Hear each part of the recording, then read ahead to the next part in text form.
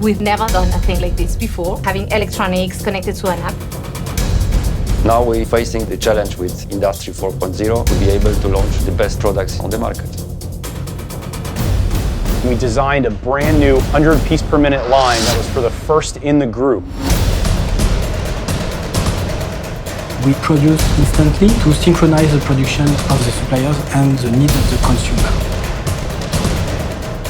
We work on eco-conception, small teams looking for new technologies, new materials. The lowest impact on the environment, shooting for zero waste. My job is really to make sure we meet this demand from the different markets.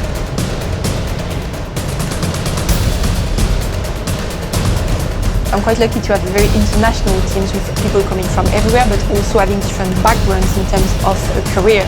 This is in the DNA of L'Oréal to have an entrepreneurship mindset.